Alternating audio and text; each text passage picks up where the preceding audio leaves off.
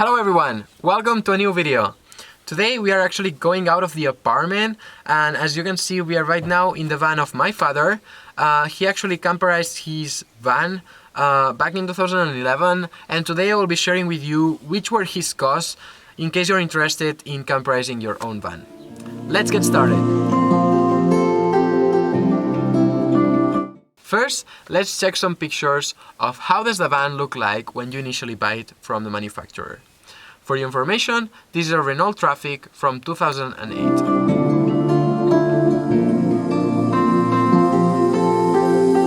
Now that you have already seen how it used to look like, let's see how is it really right now.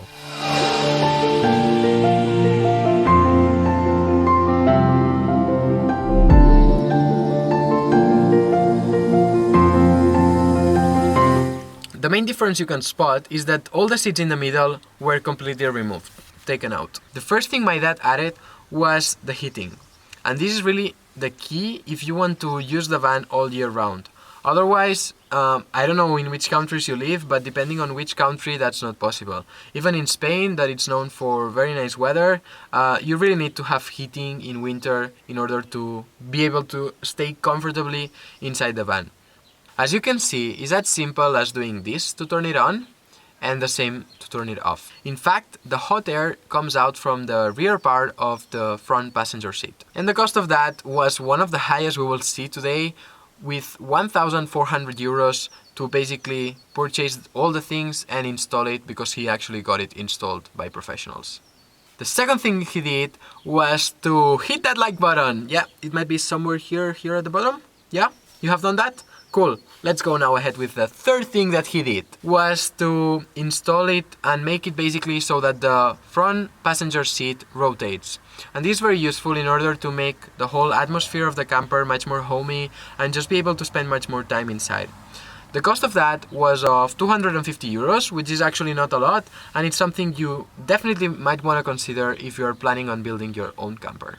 Now that we are in the seat area, I must say that we also installed a second battery below the seat, which is basically used for the electricity of the rear part of the van.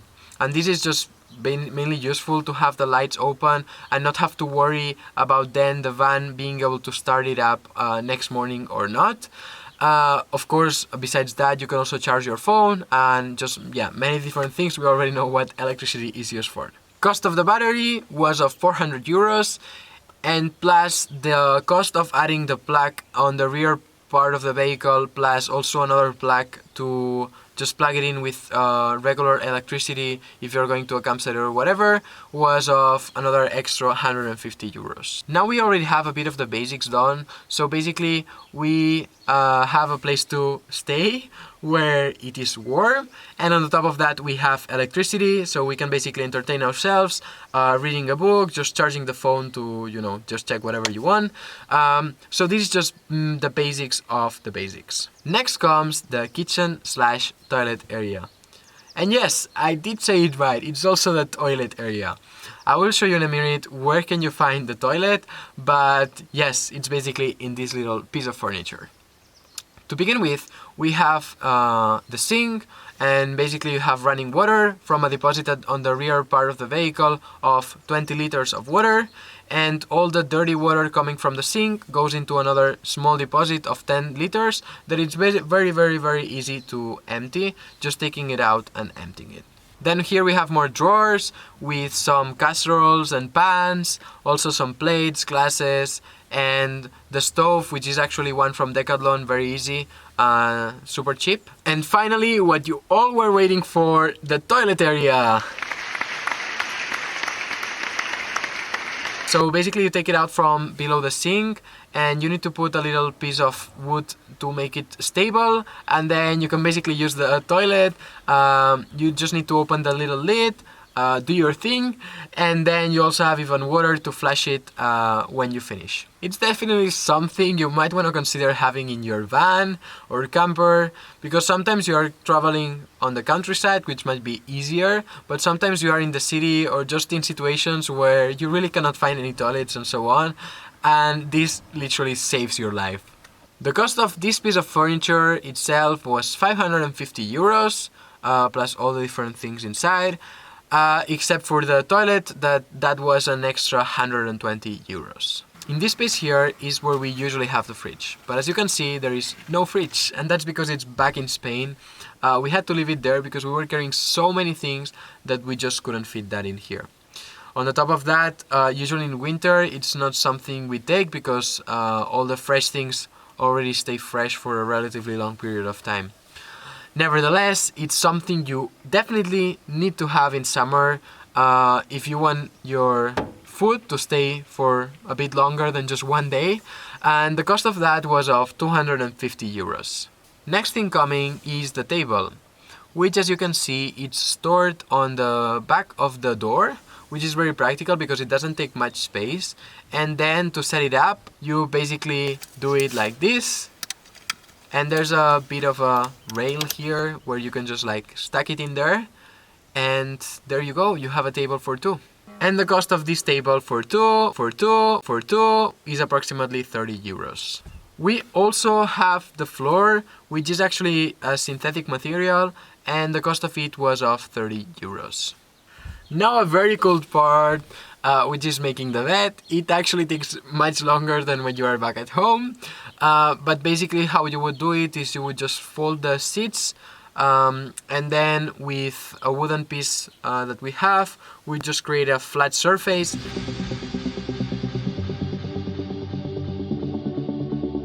And then on the top of that we have some mattresses that we just put.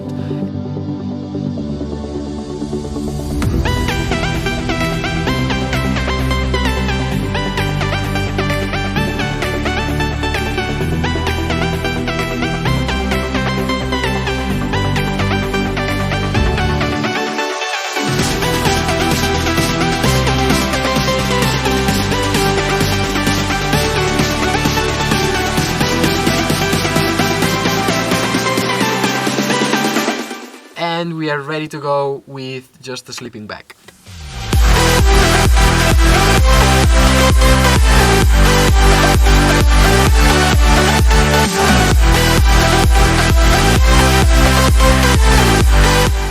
The cost of the whole structure plus the mattresses is of around 100 euros. Afterwards we have some other little things, such as the things we use to make it so that the light doesn't come through inside the van. Also some bags that we have on the rear part of the seats in order to store stuff. And also some gratings used for ventilation, which are at the rear part of the vehicle.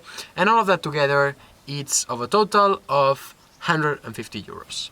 And finally, the worst expense, which was basically consisting on three parts. The first part was that, as I mentioned at the beginning of the video, we had to take the middle row of seats, and then we had to legalize the fact that now it's no longer for 8 people, but only for 5 people maximum. Next thing was the piece of furniture that we have here, which basically we also had to legalize it, because otherwise every time we went to check the vehicle, which is here in Spain once a year, we would have to remove this piece of furniture. And on the top of that, we also had to change the classification of the vehicle. Initially it was for company purposes, so yeah, business purposes, and we just changed it to Turismo, that is called here in Spain, which is basically just a vehicle for daily use.